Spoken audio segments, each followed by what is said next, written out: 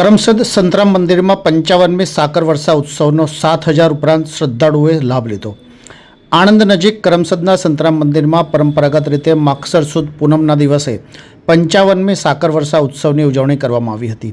નડિયાદ સ્થિત સંતરામ મંદિરના 9 ગાદીપીઠમાંથી એક એવા મંદિરમાં સંતો અને હરિભક્તોની ઉપસ્થિતિમાં આ ઉત્સવ યોજાયો હતો। આ પ્રસંગે મંદિર ખાતે સંતો અને મહંતો ઉપસ્થિત રહ્યા હતા। તેમણે શ્રદ્ધા અને આનંદભેર સાકર તથા કોપરાના પ્રસાદની ઉછામણી કરી હતી, જેનો લાભ 7,000થી પણ વધુ ભક્તોએ લીધો હતો।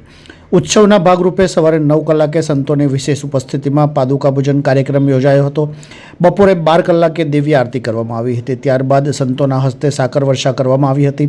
આ સમયે મંદિર પરિસરમાં મોટી સંખ્યામાં ઉપસ્થિત ભક્તોએ સાકરનો મહાપ્રસાદ ગ્રહણ કરી ધન્યતા અનુભવી હતી।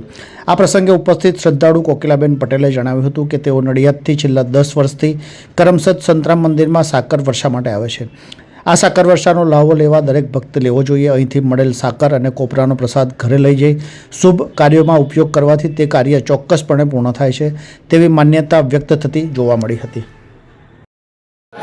યોગીરાજ અવધૂત શ્રી સંતરામ મહારાજની દિવ્ય અખંડ જ્યોતિના શુભાશીર્વાદ અને સંતરામ મંદિર નડિયાદના વર્તમાન મહાન પરમ શ્રદ્ધેય પૂજ્ય રામદાસજી મહારાજના આશીર્વાદથી સંતરામ મંદિર કરમસદનું વાર્ષિક ઉત્સવ 155મું વર્ષ એ સાકર વર્ષાના રૂપે આજે ઉજવાયો।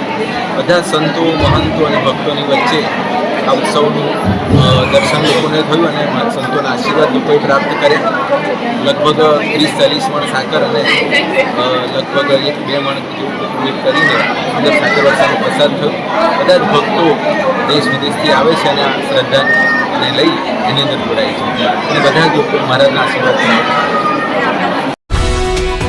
ये है हलचल टीवी नेटवर्क और आप देख रहे हैं हलचल टीवी न्यूज़। हर हलचल पर नज़र, हर हलचल की खबर।